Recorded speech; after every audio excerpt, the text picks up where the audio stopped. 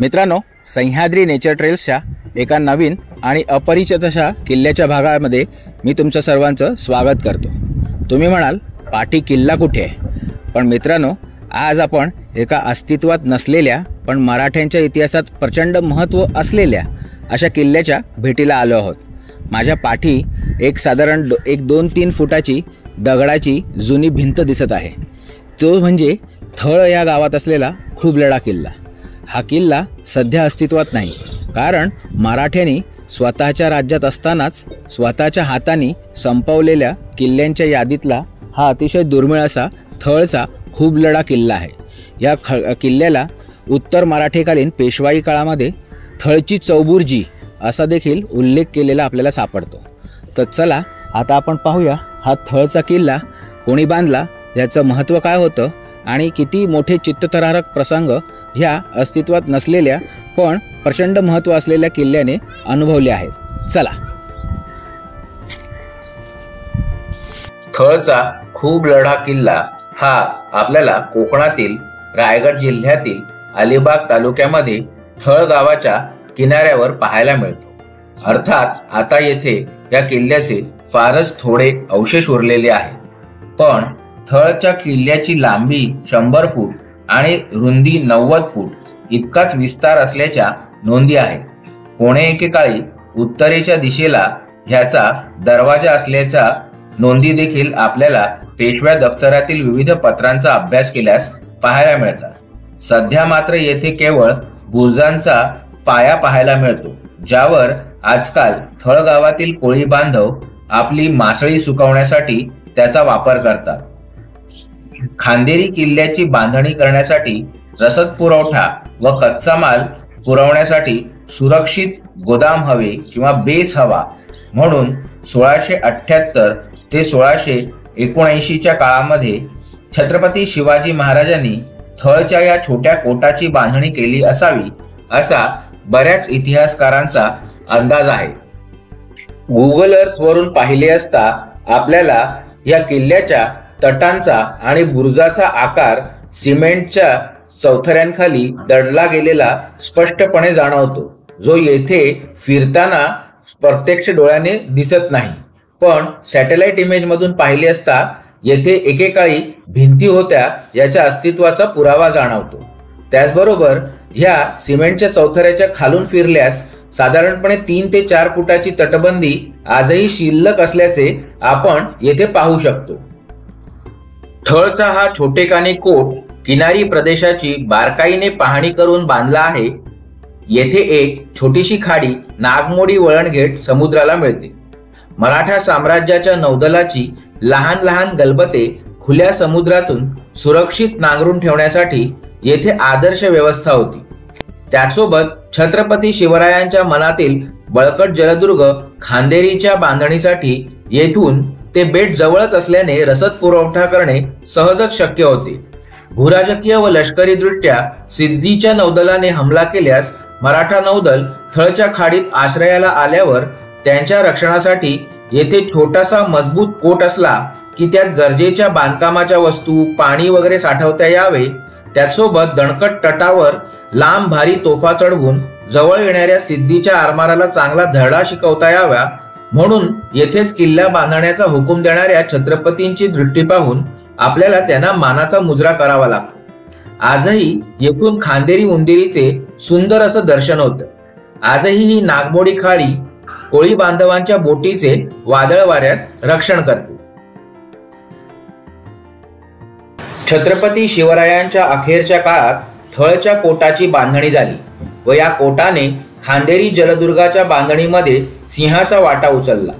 पुढे छत्रपती संभाजी महाराजांच्या काळात औरंगजेबाच्या विक्रा आक्रमणामुळे मराठा राज्यात माजलेल्या अफरातफरीचा फायदा घेऊन जंजिरेकर सिद्धीने हा कोट ताब्यात घेतला। संभाजी महाराजांच्या अखेरच्या कालखंडात मराठा राज्याचे नौदल प्रमुख सरखेल कान्होजींचा उदय झाला। राजाराम छत्रपतींच्या काळात त्यांनी सिद्धीला प्रखर झुंज देऊन पराभूत केले। त्या काळी थळ भागात कान्होजी आंग्रे सरखेल व सिद्धीच्या बऱ्याच लढाया झाल्यांची नोंद मराठा दफ्तरात मिळते। तेव्हा हा किल्ला कधी मराठ्यांच्या ताब्यात तर कधी सिद्धीच्या ताब्यात जात येत राहिला। छत्रपती शाहू महाराज प्रथम यांच्या काळात सरखेल कान्होजी आंग्रे यांनी पिलाजी जाधवराव व श्रीमंत बाजीराव पेशवे यांच्या मदतीने सिद्धीला पुरते नमोहरम केले. 1729 साली सरखेल कान्होजी आंग्रेंच्या स्वर्गवासानंतर त्यांचे पुत्र शेखोजी आंग्रे पुढचे सरखेल झाले. यांच्या काळामध्ये ह्या किल्ल्याच्या बऱ्याच नोंदी मराठा दप्तरात सापडतात. बाजीराव पेशवे यांच्या कोकण स्वारीच्या वेळी ह्या नोंदी आढळतात. 1733-1734 दरम्यान श्रीमंत छत्रपती शाहू महाराज प्रथम यांच्या आदेशाने सेनापती फतेसिंग भोसले, पंतप्रतिनिधी आणि पहिले बाजीराव असे मराठा सेनेचे दिग्गज सेनापती कोकणामध्ये सिद्धीचा सर्वनाश करण्यासाठी आणि तख्ताची जागा श्रीमान रायगड मुक्त करण्यासाठी उतरले. त्यांच्याच मदतीला मराठा आरमाराचे दुसरे सरखेल म्हणजेच शेखोजी आंग्रे देखील होते. शेखोजी आंग्रेंच्या संपूर्ण बेतानुसार विविध ठिकाणी मराठा तुकड्यांनी सिद्धीच्या किल्ल्यांवर हमला केला. त्यापैकीच एक हमला थळच्या किल्ल्यावर देखील झाला. त्याचा संपूर्ण अहवाल पुणे दरबारात कळवला गेला. तोच अहवाल मी तुम्हाला आता येथे वाचून दाखवत आहे. तत्कालीन भाषेमध्ये हे किल्ल्यावरील लढाईचे वर्णन ऐकणे एक सुंदर अनुभव ठरेल. हे पत्र मराठा दफ्तर खंड क्रमांक 33 पत्र क्रमांक 58 ह्या द्वारे नोंदणीकृत आहे. या पत्रावर 10 जुलै 1733 ही तारीख आहे. पत्र पुढील प्रमाणे: राजश्री बाजीराव पंडित प्रधान दाजी गोसावी यांस विनंती उपरी थळचे चौबुर्जीचा विचार आपणास लिहून पाठवला होता. त्याचवरून राजश्री केशव लिंगोजी व आनंदराव शिर्के वगैरे सरदार आपण रवाना केलेत. ते आल्यावरी मोर्चाचे सामानाची तरतूद करतो. बुधवारी 10 तासी सुमुहूर्ते प्रस्थान करून हिराकोटास मुकाम केला. रेवसीचा कोट हासिल करण्यासाठी सागरगडाचा जमाव केला. याच्या पुढे या पत्रात बऱ्याच इतर नोंदणी देखील केल्या गेलेल्या आहेत, पण त्या न पाहता आपण आता थळच्या भागाकडे वळूया. पत्रामध्ये पुढची नोंद आहे: मागावून 2 तास रात्रीस बाबरी भांडी कणगे व सात सामान घेऊन जमाव सहवर्तमान स्वार होऊन सूर्योदयी थळचे चौबुर्जीजवळ दाखल झालो. ते समयी उंदेरी व चौबुर्जीवरील बंदुका व भांडियांचा मारा खासाच झाला. खासा बसायाची माधवान उंदेरीचा गोळा लागून ठार पडली. ईश्वरी इच्छेने घोडीवरीच प्रसंग चुकला. जागा तर मैदान, आसरा नसता लोकांनी जमीन खणून कणगी देऊन बसायास जागा करून मोर्चेबंदी केली. म्हणजेच त्यांनी खंदक खणून त्याच्यामध्ये मोर्चे लावले. दक्षिण भागी 3 व उत्तर भागी 1 ऐसे 4 मोर्चे धरून भांडी लागू केली. दर भांडियास 50 पाऊणशे बार याप्रमाणे चौबुर्जीवर मारा केला. बाहेरील माडांचा वेढा फोडून तट ढासळत चालला. 2 बुरुजावरील भांड्यांचा मारा मना केला. म्हणजेच कदाचित या किल्ल्याचा एखादा बुरुज फोडून त्याच्यावरच्या 2 तोफा उद्ध्वस्त केल्या असाव्यात. उंदेरी व चौबुर्जीवरील भांडियांचा व बंदुकाचा मारा फारच असे. लोकांस मात्र आश्रय नाही. तथापि बरखनजादांनी मोर्चापुढे जाऊन रात्रंदिस मारगिरी केली.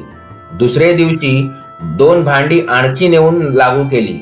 रात्री उत्तरेकडील दरवाजे नजीक बंदर किनारी वाळूवर माड देऊन मोहगिरी गलबते उचलून नेऊन आड दिली. म्हणजेच माडांच्या झाडावरून घसरवत लहान गलबते आडोसा म्हणून कदाचित समुद्रातून किनाऱ्यावर खेचून घेतली असावीत आणि त्याच्या आडून आपले मराठा बरखंदाज आणि तोपची बसवून त्याच्या आडोशाने मारगिरी केली असावी. आणि उंदेरी व चौबुर्जी जवळील मारास आश्रय करून त्या आड भांडी जोडली. प्रथम 5 खंडी दारू खर्च झाली. यावरी दुसरी 5 खंडी दारू नेऊन तिसरे दिवशी 6 भांड्यांचा 1 रंजक एकच समय विच्छेदे भडीमार करण्याची आज्ञा केली. ते दिवशी चौबुर्जीवरील गोळ्याने चिरंजीव उदाजी आंग्रे व गोलंदाज सिपाई मोर्चाजवळ होते त्यास जखम झाली. तिघे ठारच व्हावे, पण तफावत झाला म्हणून केवळ जखमी झाले. प्रातःकालापासून रात्री पावे तो माराची अतिवृष्टी केली. रात्री 8 तास पावेतो तैसाच मारा केला. सिद्दी अली व सिद्दी कसीमजी दोघे सरदार व 12-15 सिद्दी माराखाली ठार पडले. जखमी मात्र बहुत झाले. माराखाली बहुत माणूस जाया झाले. तेव्हा रातीचे समय उंदेरीहून 2 मोहगिऱ्या आल्या. त्याचवेळी कोटातील लोक उतरवून गेले आणि गढीस आग दिली. तदनंतर मोर्चेकऱ्यास गनिम गेल्याचे कळताच लोक चढून कोटात गेले. धन्याचे पुण्यप्रतापे जागा फते झाला. ह्या उपरी रेवसेचे कोटास जमाव रवाना केला. बुधवारचे रात्री जाऊन शिड्या लावून गढीत उड्या घातल्या. गढीत 25-30 माणूस होते. त्याही तटावर उतरून पळून गेले.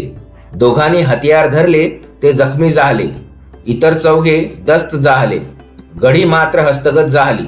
संतोषाचे वृत्त आपणास कळावे म्हणून लिहिले असे. या उपरी उंदेरकराचा परामर्श करावा यास्तव जंजिरे खांदेरीस गलबत पाठवून तेथून भांडियांचा मारा करायची योजना केली आहे. वरकर जंजिऱ्यात 4 गलबते 12 महागिऱ्या आगोटीस ओढून ठेवल्या आहेत. म्हणजे कदाचित मान्सूनमध्ये जहाज पार्क करून ठेवायचे ते त्याला म्हटलं असाल. दर्यावर्दी माणूस 100 आहे. चोरी छुपे थडीस लागून रयतेस उपसर्ग करेल. त्याचे बंदोबस्तास थळापासून पेण पावेतो बंदरोबंदरी जमाव ठेविला पाहिजे. रवाना 6-9 माहे सफर. बहुत काय लिहिणे लोभ असू दीजे ही विनंती. अशा रीतीने ह्या पत्रातनं थळच्या किल्ल्यासाठी जी झुंज झाली त्यामध्ये मराठ्यांच्या झालेल्या अथक परिश्रमाचे अतिशय सुंदर वर्णन या पत्रातून करण्यात आले आहे. थळच्या खुबलढा किल्ल्याच्या नोंदी तपासताना आपल्याला मराठा दफ्तरामध्ये काही दुर्दैवी नोंदी देखील पाहायला मिळतात.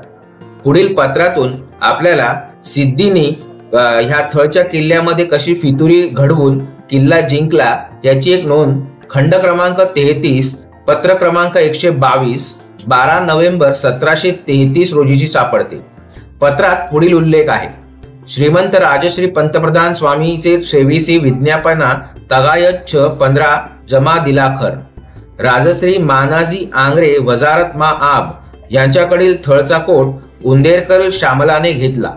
कोटातील संदर्भ होता. त्यास उंदेरकर 10-15 म्लेंच मेजवानीस म्हणून कोटात गेले आणि मारामार करून बळकावून बसले. इतक्यात उंदेरकरांची कुमक येऊन पावली. मानाजी आंग्रे मोर्चेबंदी करून तोफाची मारगिरी आज 4 दिवस झाले करत आहे. ह्या पत्रातनं आपल्याला कळते की उंदेरीच्या सिद्धीने इथळच्या कोटामध्ये फितुरी घडवली आणि मेजवानीच्या बहाण्याने 10 ते 15 सिद्धी मुस्लिम सैनिक कोटात शिरले आणि कोटातील मराठा सैनिकांबरोबर लढाई करून ते कोटच बळकावून बसले. अशी ही दुर्दैवी नोंद आपल्याला थळच्या इतिहासातील ह्या दुर्दैवी घटनेचा संदर्भ सांगते. 12 नोव्हेंबरच्या ह्या नोंदीनंतर आपल्याला मराठ्यांच्या हालचाली खंड क्रमांक 33 मधील पत्र क्रमांक 124 ह्या पत्रातनं कळून येतात. ह्या पत्रामधून पुणे दरबारला मानाजी आंग्रे यांच्या पुढील लष्करी हालचालींची माहिती कळते आणि मानाजी आंग्रे किती जोर लावून थळचा कोट परत मराठा सरकारच्या ताब्यात घेण्याचा प्रयत्न करत होते ते कळून येते. त्याचबरोबर त्याही काळी पिस्तुले चालवली जात होती याचा देखील दाखला या पत्रातनं आपल्याला मिळते. 26 नोव्हेंबर 1733 हे पत्र आहे. पत्र पुढील प्रमाणे. श्रीमंत राजश्री पंतप्रधान स्वामीचे सेवेसी विज्ञापना तगायत 29 जमा दिलाखर. थळच्या कोटाचे वर्तमानतरी अरब खान जमातदार रेवदंड्यास होता. तो पेसजीत रुखसत होऊन उंदेरीस जाऊन सिद्धीचा चाकर राहिला व हल्ली यार खान वगैरे अरब मुंबईवरून उंदेरकरांनी नेऊन ठेवले. त्या सारे अरब एकत्र होऊन जोर बाजोर मोर्चावर चालवून घेऊन राजश्री मानाजी आंग्रे ह्यास मोर्चातून धुडावून लावून 1 कोस पर्यंत पिटवून काढले. येथे मानाजी आंग्रे व यार खानाची एकांगी झाली म्हणजे समोरासमोर युद्ध झाले. यार खानाने 2 पिस्तुले चालवली. ती चुकल्यावर हतियार धरले. मानाजी आंग्रे यांनी पटियाचे वाराखाली यारखानास मारून टाकला. मोर्चातील तोफा वगैरे सामान उंदेरकरांनी कोटात नेले. उपरांत मानाजी आंग्रे यांनी जोर धरून मोर्चाची जागा मात्र कायम केली. परंतु सिद्धी शामल जुमस खात नाही. मोर्चातील सामान नेले ते नेलेच. सारांश, सामलाची सलाबत अंगारकावर बसली आहे. मागाहून वर्तमान येईल ते सेवेसी लिहून पाठवितो. सेवेसी श्रुत होय हे विज्ञापना. यामधून आपल्याला मराठे आणि सिद्धी यांच्यामध्ये थळचा कोट बळकावण्यासाठी कशी झुंज चालत असे ह्याचं साध्यंत वर्णन पाहायला मिळते. यामध्ये पिस्तुलांचा देखील उल्लेख केलेला आपल्याला पाहायला मिळतो. ह्या पत्रातून मात्र सिद्धीशी सरशी झाल्याचे आपल्याला समजून येते. याच्याच पुढच्या ऐतिहासिक घटना बघताना आपल्याला असं समजून येते की नोव्हेंबर 1734च्या दरम्यान श्रीमंत बाजीराव, प्रतिनिधी फतेसिंग, पिलाजी जाधव ह्या सर्व मोठ्या मोठ्या सरदारांनी मिळून रायगडावर हमला करून आणि फितुरीचे राजकारण चालवून रायगड किल्ला सिद्धीकडून जिंकून परत स्वराज्यात आणला. रायगड जिंकल्यावर देखील तेथेच न थांबता सिद्धीला पुरते नमोहरम करण्यासाठी गोवळकोटावर एप्रिल 1734 साली हमला केला जातो. त्याचबरोबर अंजनवेलच्या किल्ल्यावर देखील मराठा फौजा हमला करतात. अशा रीतीने सिद्धीचे राज्य जवळपास निम्मे अर्धे करून त्याच्याला पुरते नमोहरम करून मराठा फौजा 1734 सालची मोहीम आवर्ती घेतात. त्याच पुढे 29 एप्रिल 1734 ह्या दिवशी शाहू छत्रपतींकडून संभाजी आंग्रेंना सरखेल पदावर नियुक्त केले जाते आणि याच्या पुढे बरेच वर्ष सिद्धी आणि मराठा यांच्यामध्ये छोट्या मोठ्या कुरबुरी चालूच राहतात. परिणामस्वरूप थळच्या किल्ल्याच्या आजूबाजूला देखील सतत मराठे आणि सिद्धीच्या लढाया सुरूच राहतात. थळच्या किल्ल्यासंबंधीची याच्या पुढची महत्त्वाची नोंद आपल्याला 5 एप्रिल 1740 या दिवशीची सापडते, ज्यामध्ये सरखेल संभाजी आंग्रे ब्रह्मेंद्र स्वामींना थळचा कोट जिंकल्याची बातमी कळवतात. या लढाईमध्ये किल्ल्याजवळ संभाजी आंग्रे यांचे बंधू मानाजी आंग्रे व सिद्धीच्या फौजेमध्ये इतकी तुंबळ लढाई होते की 1740 सालापासून थळच्या गढीला अतिशय मोठी लढाई झाल्यामुळे खूप लढा कोट असेच नाव पडते. 1740 पासून पुढील 10 वर्षे थळचा कोट मराठा साम्राज्याच्या अंतर्गत मानाजी आंग्रे यांच्या जहागिरीचा भाग म्हणून स्वराज्यातच राहतो. पुढे मात्र 21 एप्रिल 1750 ची एक नोंद आपल्याला मराठा दफ्तरात सापडते. या नोंदीनुसार परत एकदा जंजिरेकर सिद्धी किल्ल्यावर हमला करतो. मित्रांनो, थळच्या किल्ल्याचे उर्फ थळच्या चौबुर्जीचे फारसे अवशेष काही दाखवता येत नाही, पण आता ह्या बुर्जाच्या पायाचे दगड मात्र अजूनही काळाशी झुंजत येथे इतिहासप्रेमी रसिकांची वाट पाहत उभे आहेत. तुम्ही जेव्हा कधी खांदेरी किल्ल्याच्या भेटीला जाल तेव्हा 2 क्षण थळच्या ह्या चौबुर्जीपाशी थांबून मराठ्यांच्या पराक्रमी इतिहासाचे स्मरण जरूर करा. त्याच मराठ्यांच्या पराक्रमी इतिहासाची साक्ष असणारे मराठा पेशवा दफ्तर खंड क्रमांक 24 पत्र क्रमांक 188 मी वाचून दाखवतो. हे पत्र मानाजी आंग्रे हे जे आपले सरखेल होते त्यांच्यावर सिद्धीच्या आक्रमणाला मदत म्हणून पेशव्यांचे सरदार राणोजी बलकवडे हे मदतीला पोहोचतात. त्या दिवशीचा प्राथमिक अहवाल ते पुणे दरबारला पाठवतात, त्या संबंधीचे आहे. ह्या पत्राची तारीख 21/4/1750 आहे. तर पत्र पुढील प्रमाणे: श्रीमंत राजश्री पंतप्रधान स्वामीचे सेवेसी आज्ञाधारक राणोजी बलकवडे मुक्काम वर्सोली नजीक हिराकोट कृतानेक विज्ञापना ता 6/24 माहे जमा दिलावल पावेतो स्वामीचे कृपावलोकने करून सेवकाचे व मामले मजकुराचे वर्तमान यथास्थित असे. राजश्री मानाजी आंग्रे व श्यामलाचा कलह पेसजीपासून लागला आहे. अलिबागेतून वर्तमान बाजार आवईने आले.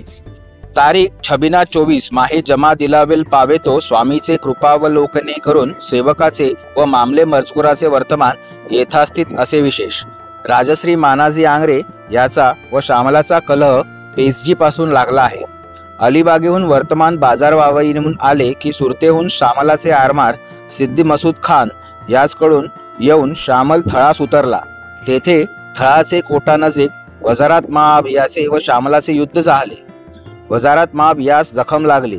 थलाचा कोट शामलाने घेतला म्हणून वर्तमान ऐकल्यावर उपराळा करायचे आहे. यामुळे सेवक 300 माणसांनीशी छबिना 21 मिनाहून निघून येथे आलो. राजश्री मोराजी शिंदे येऊन पोहोचले. येथे आलो तो राजश्री राघोजी आंग्रे सेवकास समोरे येऊन वर्सोलीस राहावयास जागा दिला. येथील वर्तमान मनास आणता राजश्री वजारत महाब मनाजी आंग्रे यास मांडीवर गोळीची जखम लागली. त्यामुळे मशार निले जेर आहेत. शामलाने 2-3 हजार माणूस थळास आणून थळाचे कोटास मोर्चेबंदी केली आहे. आरमारही तडीस कोटानजीक धरून इकडील माणसाचा पराश्रम तोफेचे मारामुळे कोटाकडे होत नाही. गनिमाची सक्ती फारच आहे. सेवेसी निवेदन व्हावे म्हणून लिहिले असे हे विज्ञापना. अशा रीतीने पहिल्या दिवशीचा जो अहवाल आहे जो लष्करातर्फे पुणे दरबारात रुजू केला जात असे त्याची ही नोंद आहे. 21 एप्रिलच्या या नोंदीनंतर 4च दिवसात आपल्याला पुढील नोंद देखील दप्तरात पाहायला मिळते. 24 एप्रिल 1750च्या या नोंदीनुसार साष्टी म्हणजे आजच्या ठाण्याचे सुभेदार रामजी महादेव मानाजी आंग्रेंच्या मदतीसाठीच्या बोलावण्याच्या पत्रावरून थळ येथे लष्करासह कुणकेस जातात.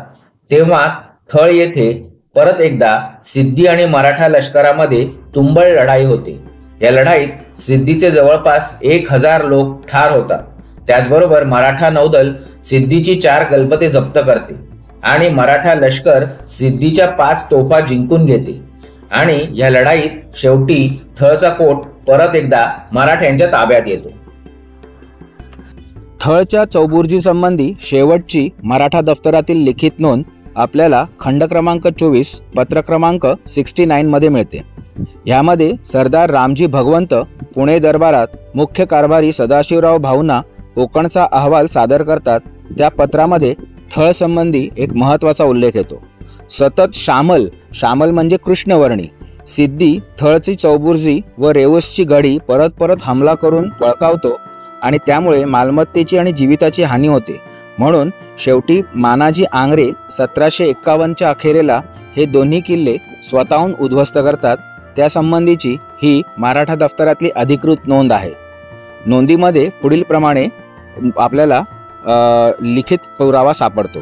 राजश्री मानाजी आंग्रे यांनी थळचा कोट आणि रेवसीची गढी मोडून तेथील भांडी देखील कुलाबियासी आणली. शामल स्वस्थली आलेला आहे. अशा रीतीने ही नोंद सदाशिवराव भाऊंना कळवण्यासाठी लिहिली गेलेली आहे, जी आपल्याला पेशवा दफ्तरामध्ये सापडते, जी ह्या थळच्या किल्ल्यासंबंधी मराठा दफ्तरातली शेवटची नोंद आहे. तर मित्रांनो, अशा तऱ्हेने जितका शक्य होईल तितका थळचा हा खुबलडा किल्ला दाखवायचा मी आपल्या परीने प्रयत्न केला. कारण हा किल्ला सध्या अतिशय अवशेष स्वरूपातच उपलब्ध आहे. आपल्याला इतिहासाच्या डोळ्यांनी ह्या किल्ल्याचा इतिहास पाहायचा आहे, तरच शक्य आहे की इथे या किल्ल्याने किती मोठ्या मोठ्या ऐतिहासिक घटना अनुभवल्या आहेत ते तुम्ही जाणून घेऊ शकता. त्याच्यासाठीच मी छोटा मोठा प्रयत्न करून या किल्ल्याच्या बाबतीत पेशवे आणि मराठा दफ्तरामध्ये जी काही पत्रव्यवहार सापडला तो तुम्हाला येथे वाचूनही दाखवला. त्याचबरोबर या किल्ल्याचं अतिशय मोठं असं भौगोलिक महत्त्व काय होतं आणि खांदेरी किल्ल्याच्या बांधणीमध्ये या किल्ल्याचा छत्रपती शिवाजी महाराजांनी अतिशय खुबीने कशा रीतीने उपयोग करून घेतला ते देखील दाखवले. आता येथे आम्ही हा भाग समाप्त करत आहोत आणि आता तुम्हाला जाणवलेच असेल की आता ह्या थळच्या खुबलडा किल्ल्यानंतर आम्ही कुठला किल्ला दाखवणार आहोत. तुम्ही बरोबर ओळखले. आपण पुढच्या भागात लवकरच भेटूया जलदुर्ग खांदेरीमध्ये.